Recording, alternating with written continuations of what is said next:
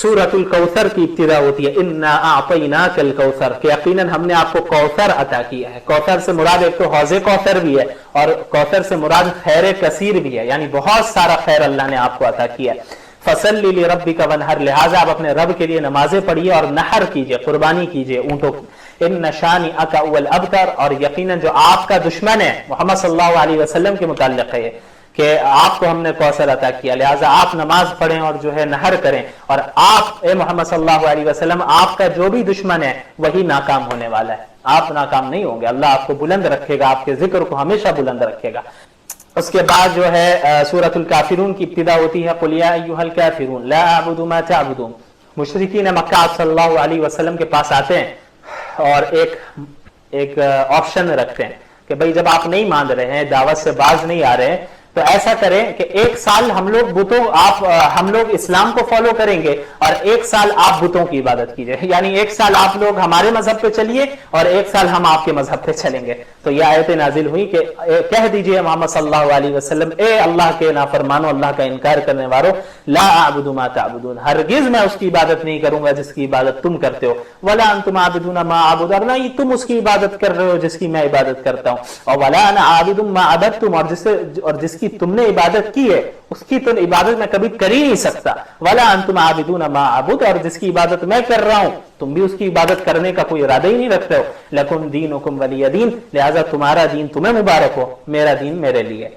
यानी मालूम हुआ कि लकुम दीनुकुम वलिय दीन का हरगिज ये मतलब नहीं है कि अब दावत का काम ना किया जाए, कि हम डिसबिलीवर से कह देंगे भाई तुम्हारा दीन मेरा दिन, ये नहीं।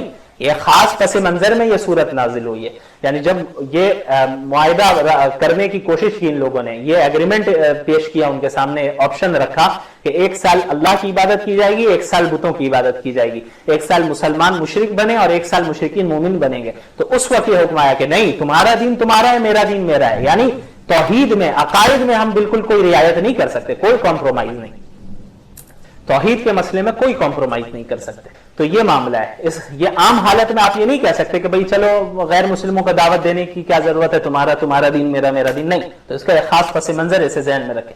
उसके बाद सूरतुल नस्र की इब्तिदा होती है, इज़ा जाअ नस्रुल्लाहि वल फत्ह व रअयत अन्नास यदखुलून फी दीनिल्लाहि अफ़वाजा फसब्बिह बिहम्दि रब्बिका वस्तगफिरहु इन्नहु कान तव्वाबा। इस सूरत में फतेह मक्का का जिक्र है और लोगों का इस्लाम में फौज दर फौज दाखिल होने का जिक्र है। और इस बात का अल्लाह के नबी सल्लल्लाहु अलैहि वसल्लम को हुक्म दिया गया कि जब फतेह मक्का को आपने देख लिया है, अल्लाह की मदद आ गई है, फतह आ चुकी है और आप लोगों को देख रहे हैं कि फौज दर फौज वो इस्लाम में दाखिल हो रहे हैं, लिहाजा अब आप अल्लाह की हम्द व सना तस्बीह बयान कीजिए और अल्लाह से इस्तिग़फ़ार कीजिए, अल्लाह यकीनन तौबा कबूल करने वाला है। इस सूरत से इस तरफ इशारा था कि आप सल्लल्लाहु अलैहि वसल्लम की बेअसत का जो मकसद है वो अब तकरीबन पूरा होने को है, लिहाजा अब आप अल्लाह की तरफ बिल्कुल मुतवज्जे हो जाएं। उसके बाद सूरतुल लहब की इब्तिदा होती है, तब्बत यदा अबी लहब व तब। इसमें अबू लहब का जो बुरा अंजाम होने वाला है, अबू लहब और उसकी बीवी का, जो आप सल्लल्लाहु अलैहि वसल्लम को मुस्तकिल ये दोनों सताया करते थे, ये जो है जहन्नम की आग में जलेंगे, दोनों मियाँ बीवी, इनका जिक्र है। और अल्लाह ने फरमाया कि इनका माल और इनकी औलाद इनके कोई काम नहीं आने वाली। ये अल्लाह के रसूल का इन्होंने मजाक उड़ाया, अल्लाह के रसूल, अल्लाह के महबूब को परेशान किया, ये दोनों तबाह हो जाएंगे। उसके बाद सूरतुल इखलास की इब्तिदा होती है, कुल हुवल्लाहु अहद अल्लाहुस समद लम यलिद वलम यूलद वलम यकुल लहू कुफुवन अहद। देखें सूरतुल काफिरून जो गुजरी है उसमें शिर्क की तरदीद है, शिर्क और कुफ्र की तरदीद है, और सूरतुल इखलास में तौहीद का इस्बात है। तो सूरह काफिरून और सूरह इखलास दोनों की बड़ी अहमियत है। काफिरून में कुफ्र और शिर्क की तरदीद की गई और इखलास में तौहीद को साबित किया गया। कह दीजिए कि अल्लाह एक है, अल्लाह समद, अल्लाह बेनियाज है, उसे किसी की जरूरत नहीं है, ना ही उसने किसी को जना है ना ही उसे किसी ने जना है। वलम यकुल लहू कुफुवन अहद, और उस जैसा कोई भी नहीं। ये तौहीद की बुनियाद है। उसके बाद सूरतुल फलक की इब्तिदा होती है, कुल अऊज़ु बिरब्बिल फलक मिन शर्रि मा खलक व मिन शर्रि गासिकिन इज़ा वक़ब व मिन शर्रि नफ़्फ़ाथाति फ़िल उक़द व मिन शर्रि हासिदिन इज़ा हसद। आप कहें कि मैं सुबह के रब की पनाह चाहता हूं हर उस चीज से के शर से जिसे अल्लाह ने पैदा किया है, और रात के अंधेरे से भी, رات کے اندھیرے کے شر سے بھی میں پناہ چاہتا ہوں. ومن شر النفاثات فی العقد، اور ان عورتوں کے شر سے پناہ مانگتا ہوں جو گروہ میں پھونک مارتی ہیں، یعنی جو سحر کرتی ہیں، جادو کرتی ہیں.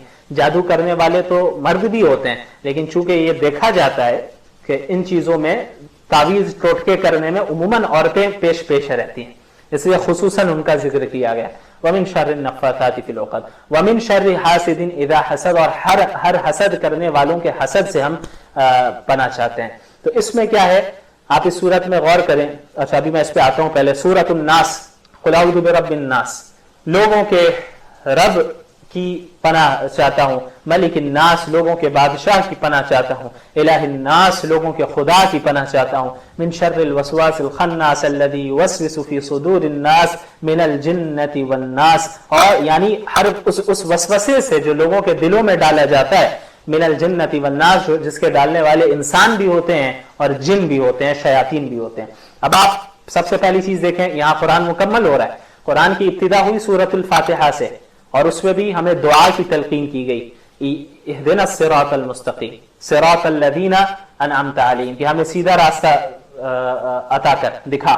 اور ایاک نعبد و ایاک نستعین، اس میں جو ہے اللہ تعالیٰ نے اپنی مدد کی بھی جو ہے ہمیں سکھایا کہ اللہ سے مدد مانگنی ہے، ہمیں اللہ سے نصرت مانگنی ہے، اللہ سے مدد حاصل کرنی ہے. اور اس کے بعد صراط مستقیم کی ہدایت کے لیے دعا مانگنے کی تلقین کی. تو سورۃ الفاتحہ میں بھی دعا سکھائی گئی، اور اخیر میں قرآن کا جو اختتام ہو رہا ہے قل اعوذ برب الفلق اور قل اعوذ برب الناس سے، اس میں بھی دعائی منگوائی جا رہی ہے کہ میں اللہ کی پناہ چاہتا ہوں شرور سے. تو قرآن کی ابتدا میں بھی دعا منگوائی گئی، قرآن کے آخر میں بھی دعا منگوائی گئی. تو اس طرف اشارہ ہے کہ دیکھیں انسان اپنی کسی بھی حالت میں ہو، چاہے ابتدا میں ہو یا انتہا میں ہو، اللہ کا ہر وقت وہ محتاج ہے. اس لیے لازم ہے کہ وہ ہر وقت اللہ سے دعا مانگتا رہے. اس کے بعد آپ دیکھیں سورۃ الفلق میں اللہ کی ایک صفت کا ذکر ہے اور 4 مختلف چیزوں سے جو ہے حفاظت کی دعا مانگی گئی ہے. کہ اللہ کی کون سی صفت ہے کہ میں صبح کے رب کی پناہ چاہتا ہوں. کس چیز سے پناہ چاہتا ہوں؟ ہر اس چیز سے جس کو اللہ نے پیدا کیا، اس کے شر سے. ٹھیک ہے، رات کے اندھیرے سے، تاریکی سے. اس وقت رات کے وقت بھی جو ہے عموماً شیاطین پریشان کرتے ہیں، چور ڈکیت اور الگ الگ طرح کی تکلیف پہنچانے والے لوگ رات میں زیادہ کرائم کرتے ہیں. تو رات کے شر سے بھی، اور ان عورتوں کے شر سے بھی جو پھونک مارتی ہیں، سحر کرتی ہیں گرہ میں، اور حاسدین کے حسد سے بھی. تو اللہ کی ایک صفت کا ذکر ہے اور اس کا واسطہ دے کر 4 چیزوں سے پناہ مانگی جا رہی ہے. اور ان 4 چیزوں کا تعلق انسان کے جسم سے، یعنی کوئی چیز اگر تکلیف پہنچائے گی تو انسان کے جسم میں پہنچائے گی. رات میں اگر کوئی تکلیف پہنچے گی تو انسان کے جسم کو، سحر ہوگا تو اس کا اثر انسان کے جسم پر پڑے گا. کوئی حسد کرے گا تو اس حسد کا نقصان بھی انسان کے جسم پر پڑنا ہے. یعنی دنیاوی چیزوں کے شرور سے حفاظت کے لیے اللہ نے اپنی ایک صفت کا سہارا لینے کا اس جگہ پر ہمیں تلقین کی ہے. لیکن اب آئیں قل اعوذ برب الناس میں، سورۃ الناس میں دیکھیں اللہ نے یہاں پہ صرف ایک چیز سے پناہ منگوائی ہے، لیکن اللہ نے اپنی 3 مختلف صفات کا ذکر کیا اور کہا کہ ان 3 صفات کے ذریعے ایک چیز سے پناہ مانگو. دیکھیں قل اعوذ برب الناس، لوگوں کے رب کی پناہ. ملک الناس، لوگوں کے بادشاہ کی پناہ. الہ الناس، لوگوں کے الہ خدا کی پناہ. 3 صفات ہو گئی اللہ کی. اور کس سے محفوظ رہنے کی جو ہے، کس کے شر سے پناہ کی جو ہے دعا منگوائی جا رہی ہے؟ صرف ایک چیز، وہ ہے وسوسہ جو انسان اور جن لوگوں کے دلوں میں ڈالتے ہیں. تو اب آپ دیکھیں وسوسے کا تعلق انسان کے جسم سے نہیں ہے، انسان کے اندر سے. یعنی وسوسوں سے انسان ایمان سے بھی پھر جاتا ہے. وسوسے اتنے خطرناک ہوتے ہیں، لوگوں کے ڈاؤٹس میں مبتلا کر دیتا ہے شیطان وسوسوں کے ذریعے، چاہے وہ انسانوں میں سے شیاطین ہو یا جناتوں میں سے شیاطین ہو. وسوسہ اتنی خطرناک چیز ہے کہ اس میں جسمانی تکلیف تو زیادہ نہیں ہے، لیکن ایمان سے انسان ہاتھ دھو سکتا ہے. تو اب آپ دیکھیں سورۃ الفلق میں چونکہ جسمانی تکلیفوں سے نجات کی دعا ہے، جسمانی تکلیفوں کے شر سے نجات کی دعا مانگی جا رہی ہے، تو وہاں صرف اللہ کی ایک ہی صفت کا ذکر ہے. لیکن جب وسوسے کا ذکر ہے تو اللہ نے اپنی 3 صفات کا ذکر فرمایا، کہ اس طرف اشارہ کیا کہ جو وسوسہ ہے اور ایمان سے ہاتھ دھو بیٹھنا، یہ جو ہے تمام نقصانات میں سب سے بڑا نقصان ہے. دنیا میں وقتی طور پہ تکلیف ہو جائے، جسم میں تکلیف ہو جائے تو یہ تو معمولی بات ہے، اس میں ٹھیک بھی ہو جائے گا انسان، کوئی بڑا مسئلہ نہیں. لیکن اگر انسان ایمان سے ہاتھ دھو بیٹھا ہے تو پھر یہ بہت بڑے نقصان میں ہے، بہت بڑے خسارے میں ہے۔ اس وجہ سے اتنے بڑے خسارے سے بچنے کے لیے اللہ نے تین صفات کی پناہ مانگنے کا حکم دیا، یعنی تین صفات کے واسطے سے اللہ کی پناہ حاصل کرنے کا حکم دیا ہے۔ تو جو منکرین قیامت تھے، مشرکین میں سے قیامت کا انکار کرنے والے، وہ ایک دوسرے سے سوال کرتے رہتے تھے قیامت کے بارے میں کہ بھئی یہ قیامت کب آنے والی ہے، اور مذاق اڑایا کرتے تھے۔ تو اللہ تعالیٰ نے اس کا ذکر کیا، اور اس کے بعد اللہ تعالیٰ نے اپنی بے شمار نعمتوں کا ذکر کیا کہ ایسی نعمتیں جو کائنات میں پھیلی ہوئی ہیں، جن کو ایک کافر بھی دیکھتا ہے، ایک مومن بھی دیکھتا ہے، لیکن پھر جو کافر ہوتا ہے وہ ان نعمتوں کو دیکھنے کے بعد بھی اللہ پر ایمان نہیں لاتا ہے۔ اس کے بعد جہنمیوں کا ذکر ہے، ان کے عذاب کا ذکر ہے۔ اس کے بعد اللہ تعالیٰ نے آیت 31 سے متقین کا ذکر کیا، ان للمتقین مفازہ، کہ جو تقوی والے ہوں گے ان کے لیے کامیابی ہوگی، وہ کامیاب ہوں گے، اس دن ان کی جیت ہوگی، ان کے لیے باغات ہوں گے، انگور ہوں گے، اور ہم عمر نوخیز بیویاں ہوں گی۔ اس کے بعد اللہ تعالیٰ نے آخرت کی منظر کشی کی ہے، یوم یقوم الروح والملائکۃ صفا، اس دن حضرت جبریل بھی اور تمام فرشتے صف لگا کر کھڑے ہو جائیں گے، اور اللہ کے سامنے کوئی بھی بات کرنے کی جرت بھی نہیں کرے گا اللہ کی اجازت کے بغیر۔ اور پھر آخر میں کیا ہوگا کہ اللہ تعالیٰ جانوروں کو بھی بلائے گا، یعنی جانوروں کا بھی حساب ہونا ہے، اس اعتبار سے کہ اس دنیا میں کسی جانور نے کسی دوسرے جانور پر ظلم کیا ہو تو اس مظلوم جانور کو اس کا حق دلایا جائے گا، اور اس جانور سے وہ بھی بدلہ لے گا۔ مثلا ایک جانور نے کسی دوسرے جانور کو ایک لات ماری ہے اس دنیا میں، تو اس مظلوم جانور کو بھی کہا جائے گا قیامت کے دن کہ تم لات مار کے بدلہ لے لو، اور پھر جب انصاف ہو گیا جانوروں کے درمیان تو جانوروں کو مٹی میں تبدیل کر دیا جائے گا، کیونکہ جانوروں کے لیے جنت جہنم نہیں ہے، اللہ تعالیٰ نے جانوروں کو انسانوں کے لیے پیدا کیا ہے۔ لیکن انصاف کا یہ عالم ہوگا اس وقت کہ جانوروں میں بھی اللہ تعالیٰ انصاف قائم کرے گا۔ تو جب وہ جانور حساب و کتاب ہونے کے بعد، یعنی انصاف ہو جانے کے بعد، حساب و کتاب کیا بلکہ انصاف ہو جانے کے بعد وہ مٹی بن جائیں گے، تو اس دن کافر ان جانوروں کو دیکھ کر حسرت میں یہ کہے گا، ایک کاش کہ میں بھی مٹی بن جاتا، کیونکہ انسانوں کے لیے تو مٹی بننا نہیں ہے، جو گناہگار ہوگا اسے جہنم میں جانا ہے، وہاں جلنا ہے، عذاب کا مزہ چکھنا ہے۔ تو وہ جو تمنا کرے گا وہ کافر کہ کاش کہ میں بھی مٹی بن جاتا جس طرح یہ جانور مٹی بن گئے۔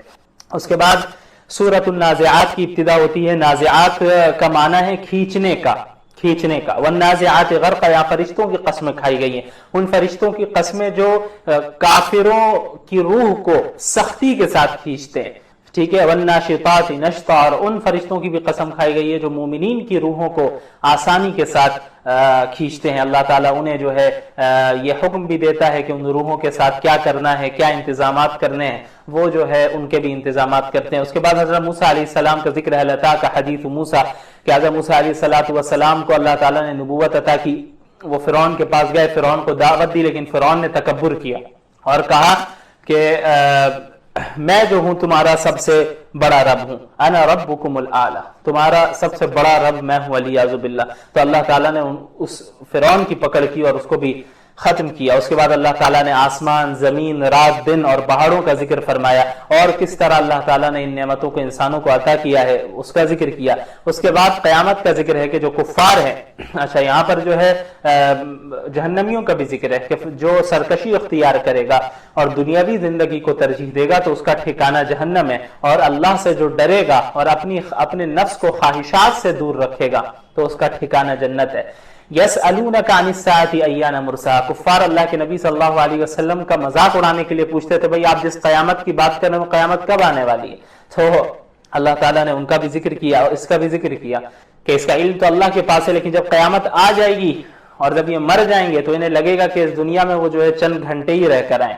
اس کے بعد سورہ عبس کی ابتدا ہوتی ہے، عبس وتولی ان جاءہ الاعمی، عبس کہتے ہیں ناخوش ہونے کو، چونکہ اس میں عبس کا لفظ ہے اس وجہ سے اس کو سورہ عبس کہا جاتا ہے۔ ایک مرتبہ اللہ کے نبی صلی اللہ علیہ وسلم کفار کے بڑے بڑے سرداروں کو دعوت دے رہے تھے کہ اچانک ایک صحابی عبداللہ بن ام مکتوم رضی اللہ عنہ آ جاتے ہیں جو نابینا ہوتے ہیں، تو چونکہ وہ نابینا ہوتے ہیں تو انہیں معلوم نہیں چلا کہ آپ صلی اللہ علیہ وسلم کسی کام میں مصروف ہے، اور وہ آپ کے پاس آ کر کوئی مسئلہ پوچھنے لگتے ہیں، تو آپ صلی اللہ علیہ وسلم چونکہ بڑوں کو دعوت دے رہے تھے، سرداروں کو قریش کے، تو حضرت عبداللہ بن ام مکتوم کا بیچ میں ٹوکنا آپ صلی اللہ علیہ وسلم کو پسند نہیں آیا، تو آپ صلی اللہ علیہ وسلم نے انہیں اعراض کیا، ان کی طرف جو ہے توجہ نہیں دی. تو اللہ تعالیٰ کو یہ بات پسند نہیں آئی کہ بھئی آپ نے ان کی طرف توجہ کیوں نہیں دی. یعنی اگرچہ وہ ایک نابینا شخص ہے لیکن وہ اگرچہ آپ سرداروں کو دعوت دے رہے ہیں، ایک اہم کام کر رہے ہیں، لیکن جب ایک مخلص طالب علم آپ کے پاس آئے تو اس کی طرف متوجہ ہو جائے. اس کے بعد جو ہے قیامت کی منظر کشی کی گئی. فَإِذَا جَاءَتِ الصَّاخَّةُ، اور جب کان پھاڑنے والی آواز آ جائے گی، یعنی سور پھونکنے کی آواز، جب قیامت قائم ہوگی اور فرشتوں سے اللہ تعالیٰ سور پھکوائے گا، تو اس دن قیامت کا حال یہ ہوگا کہ یوم یفر المرء من اخیہ، ایک انسان اپنے بھائی سے بھاگ رہا ہوگا، ماں باپ سے بھاگ رہا ہوگا، بیوی بچوں سے بھاگ رہا ہوگا، کوئی کسی کو اس دن نہیں پہچانے گا، اس اعتبار سے کہ سب اپنے آپ کو بچانے کی اس میں لگا ہوگا. ایک دوسرے سے نیکی مانگ رہا ہوگا، لوگوں سے چھپ رہا ہوگا کہ کہیں ماں باپ مجھ سے نیکی نہ مانگ لے، ان کے ساتھ کیا بھی معاملہ ہو مجھے فرق نہیں پڑتا، میں بچ جاؤں. یہ عالم اس وقت ہوگا. اور اس کے بعد جو ہے ذکر کیا گیا کہ بعض چہرے مسکراتے ہوئے ہوں گے جو جنت والے ہوں گے، اور بعض چہرے جو ہوں گے وہ سیاہ ہوں گے اور مرجھائے ہوئے ہوں گے. یہ کفرۃ الفجرہ، جو کہ کفار ہوں گے اور فاسق و فاجر ہوں گے، گناہ کرنے والے ہوں گے، یہ ان کے چہرے ہوں گے. اس کے بعد سورۃ التکویر کی ابتدا ہوتی ہے. تکویر کہتے ہیں لپیٹنے کو، چونکہ قیامت کے دن اللہ تعالیٰ سورج کو لپیٹ دے گا، ساری چیزیں ختم ہوگی، اس وجہ سے اس سورت کو سورۃ التکویر کہتے ہیں. اذا الشمس کورت، جب سورج کو لپیٹ دیا جائے. واذا النجوم انکدرت، اور جب ستارے جھڑ جائیں گے، آسمان پھٹ جائے گا. اور جو ہے قیامت کی ہولناکی کا ذکر اللہ تعالیٰ نے کیا. اور اس دن زندہ دفنائی ہوئی بچیوں کو لایا جائے گا، بچیوں کو جنہیں بیٹیوں کو دفنا دیتے تھے پیدا ہوتے ہی، کہ پوچھا جائے گا کہ کس جرم کی بنیاد پہ تمہیں قتل کیا گیا.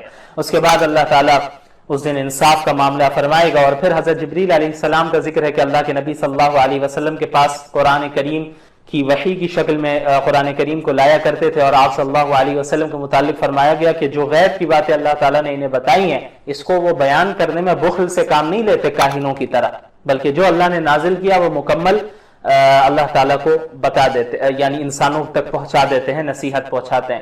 اس کے بعد سورۃ الانفطار کی ابتدا ہوتی ہے. اس سورت کے شروع میں بھی اللہ تعالیٰ نے آخرت کی منظر کشی کی ہے. مکی سورتوں میں چونکہ زیادہ سے زیادہ عقائد پر زور دیا گیا، آخرت پر فوکس کیا گیا، تو اس لیے ان صورتوں میں آخرت کا ذکر زیادہ ہے، عقائد کا ذکر زیادہ ہے، احکامات نہ کے برابر ہے.